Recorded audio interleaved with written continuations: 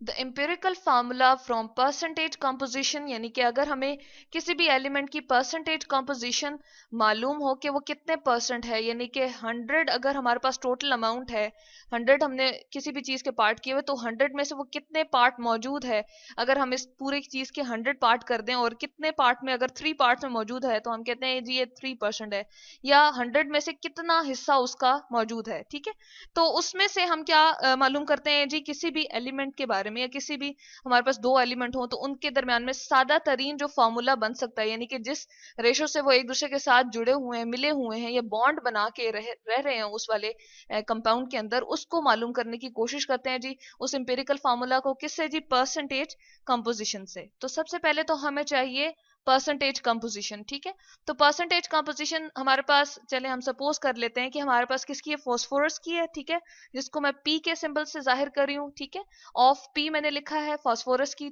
43.64% है। हमें कोई भी कंपाउंड मिला और उसके अंदर हमने उसकी परसेंटेज जब फाइंड की तो वो इतनी थी, और ऑक्सीजन की जो हमें मालूम हुई वो थी हमारे पास 56.36%। ठीक है जी, उसके बाद हम क्या काम करते हैं? हम ये काम करते हैं कि जो हमारे पास ये परसेंटेज आ गई है, इसको हम ऐसा करते हैं कि हम इनके जो एलिमेंटल हमारे पास इनका मैस होता है, जैसे फास्फोरस का अगर मैं यहाँ पर लिखूं 40, चले मैं इसको पहले लिख देती हूँ कि ये हमारे पास जो है, इसको डिवाइड करके हम पहले लिख देते हैं।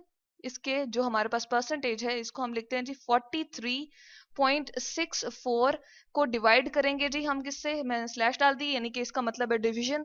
हम करते हैं जी 30.97, यानी कि जो इसका हम कह सकते हैं, इसको थोड़ा सा हम चेंज करके लिखते हैं जी, इसकी स्लैश को बल्कि हम यू लिख देते हैं। ठीक है जी, हमारे पास कितना है जी? इसका इसका मैस है जी हमारे पास, एक एटम का जो हमारे पास मैस है फास्फोरस की, वो है जी 30.97। ठीक है, तो अब हमने क्या किया? परसेंटेज से इसको जब डिवाइड करेंगे तो हमारे पास जो आंसर आएगा उसको हम यहाँ पर ऐसा करते हैं कि कैलकुलेट कर लेते हैं। ठीक है जी, यानी कि 43.64 को हमने जी क्या किया? डिवाइड किया है 30.97 से, तो हमारे पास आंसर आता है 1.409। तो हम इसको लिख लेते हैं जी 1.409। इसी तरह से ये जो हमारे पास कैलकुलेशन ये हमने की है, इसको हम कहते हैं जी, ये हमने फाइंड किए मोल रेशो। ठीक है, इसको हम नाम देते हैं मोल रेशो, यानी कि जब भी हमारे पास परसेंटेज हो और उसको हम क्या करें जी? डिवाइड करें उसके एटॉमिक मैस से, यानी कि एटम का जो मैस है, तो उसको हम कहते हैं मोल रेशो। यहाँ पर हम ऐसा करते हैं कि ऑक्सीजन की भी करते ही चलते हैं। यहाँ पर 56.36 जब हम क्या करते हैं जी? डिवाइड करते हैं, ये सामने सामने में इसी का जो है वो कैलकुलेशन कर रही हूँ और इसके सामने इसकी कैलकुलेशन कर रही हूँ जी, इसको हम डिवाइड करते हैं 16 से, तो हमारे पास क्या आता है जी?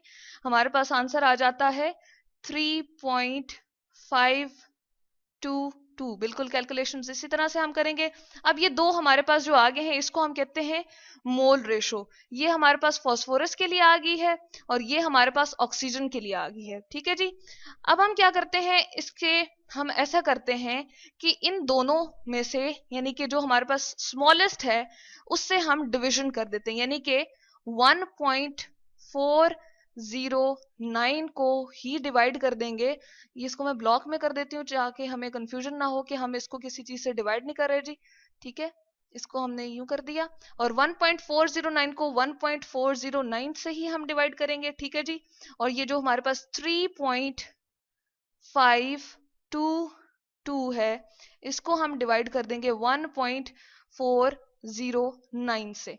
तो हमारे पास जो कैलकुलेशन आती है उसको हम कर लेते हैं जी, किस तरह से आएगा? इसको हम साइड पे करते हैं और इस तरह से हम करते हैं कि हम 3.522 को डिवाइड कर देते हैं 1.409 से। ठीक है जी, तो हमारे पास क्या आंसर आता है? 2.49। तकरीबन हमारे पास जो है यहाँ पर हम लिख देते हैं 2.5 आएगा इसका आंसर, और ये जब हम इसको डिवाइड करेंगे तो हमारे पास आंसर क्या आएगा जी? हमारे पास 1 आंसर आएगा। तो ये जो हमने डिवीजन की है, यानी कि हमने डिवाइड किया है इस वाले प्रोसेस के बाद, पहले हमने मोल रेशो ये फाइंड की थी, जो डिवीजन की थी हमने एटॉमिक मास को। ठीक है जी, यानी कि फास्फोरस का मास इसकी परसेंटेज से डिवाइड किया था, ऑक्सीजन का मास इसकी परसेंटेज से डिवाइड किया था, और फिर जो हमारे पास चीज आई थी उसको मोल रेशो कहते थे। अब अगेन हमने जो है वो रेशो जो फाइंड की है इसको हम कहते हैं एटॉमिक रेशो, यानी कि जो एटम्स उसमें मौजूद हैं वो किस रेशो में हमारे पास मौजूद है। इसको हम थोड़ा सा चेंज कर लेते हैं जी, ठीक है। तो ये हमारे पास जो आ जाएगी इसको हम कहते हैं जी एटॉमिक रेशो, ठीक है। तो यहाँ पर ये हमने जो कैलकुलेशन किया यानी कि स्मॉलेस्ट जो मोल रेशो आई हमने उन दोनों चीजों को उसी से डिवाइड किया, यानी कि 1.409 जो आई थी उसको 1.409 से डिवाइड किया, और जो हमारे पास 3.522 आई थी उसको भी हमने 1.409 से डिवाइड किया। तो ये हमारे पास फ्रैक्शन में आ रही है यानी कि पॉइंट्स में आ रही है, जबकि ये हमारे पास होल नंबर आ रही है कैलकुलेशन। इसी को सिंप्लीफाई करने के लिए हम एक और काम करते हैं जी, जिसको हम कहते हैं, इसको मैं थोड़ा सा स्लाइड यहां पर करके लिखती हूँ जी ताकि हमारे पास थोड़ी सी जगह आ जाए। इसके लिए जो मैं काम करूंगी वो यहां पर, ठीक है जी, और इसके लिए यहां पर इसको हम ऐसे नंबर से मल्टीप्लाई कर देंगे। लेट सपोज 1 को मल्टीप्लाई कर देते हैं जी 2 से, ताकि हमारा जो ये पॉइंट में है 2.5 है ये भी हमारे पास होल नंबर बन जाए। इसको मल्टीप्लाई कर देंगे 2 में, 2 के साथ जी, ठीक है। तो यानी कि अगर 2 से मल्टीप्लाई करूंगी तो इसका आंसर क्या आएगा जी, मैं इसको डिफरेंट कलर से लिख देती हूँ। इसका आंसर आ जाएगा यहाँ पर इक्वल करके 5, और इसका आ जाएगा जी इक्वल करके यहां पर लिख देती हूँ 2, ठीक है जी। यानी कि फास्फोरस की जो हमारे पास होल नंबर रेशो आई है इसको हम ले आते हैं जी यहाँ पर। हमने अभी जो फाइंड की है होल नंबर में कन्वर्ट करने के लिए, यानी कि फ्रैक्शन में अगर हमारे पास आंसर आ रहा हो तो इसको हम कहते हैं ये हमने होल नंबर रेशो में उसको जो है वो किया है, ठीक है। किसी एक ऐसे मैथमेटिकल इंटीजर से हम मल्टीप्लाई करते हैं ताकि जो फ्रैक्शन में हमारे पास आंसर आ रहा हो वो भी हमारे पास होल नंबर में कन्वर्ट हो जाए।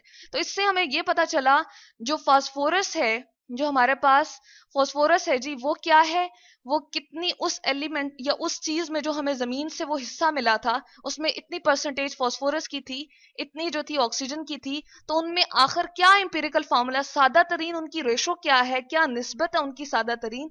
तो फास्फोरस 2 होंगे जी उसमें। यहाँ पर हम क्या करते हैं जी उसके सबस्क्रिप्ट में राइट साइड पे लिख देते हैं P2, और ऑक्सीजन कितना है जी 5, तो ऑक्सीजन के साथ हम लिख देते हैं 5। तो ये हमारे पास उस कंपाउंड का या कोई भी चीज जो हम जिसकी परसेंटेज बता रहे थे उसका हमें इंपेरिकल सादा तरीन फार्मूला मालूम हो गया। और इस तरह से हमने उसकी कैलकुलेशन की, पहले परसेंटेजेस ली फास्फोरस की भी ऑक्सीजन की भी। उसके बाद दूसरा काम हमने ये किया कि मोल रेशो हमने फाइंड की, उनके एटॉमिक जो हमारे पास मैसेज थे 30.97 जो फास्फोरस का था, ऑक्सीजन का 16 था, उससे डिवाइड करके हमने ये मोल रेशोज निकाली। फिर हमने एटॉमिक रेशो के लिए ऐसा किया कि स्मॉलेस्ट जो मोल रेशो थी उससे हमने उन दोनों को डिवाइड कर दिया, 1.409 को 1.409 से, और 3.522 को भी हमने 1.409 से डिवाइड किया। हमारे पास ये होल नंबर अब नहीं आ रहा था, तो हमने एक ऐसे नंबर से, मैथमेटिकल नंबर से मल्टीप्लाई किया ताकि हमारे पास क्या बन जाए, होल नंबर बन जाए। तो फास्फोरस का जो हमारे पास आ रहा था वो 2p का जो है फास्फोरस हमारे पास जो आ रहा था इंपेरिकल फार्मूला, सादा तरीन उनकी जो रेशो आ रही थी वो ये आ रही थी। होल नंबर जो रेशो बन गई है जी वो कितनी आ गई है, फास्फोरस 2 आ गया है और ऑक्सीजन 5 आ गया है। तो हमारे पास जो कंपाउंड था जिसकी परसेंटेज हमने बताई थी उसकी जो इंपेरिकल फार्मूला बनता है जी वो है P2O5।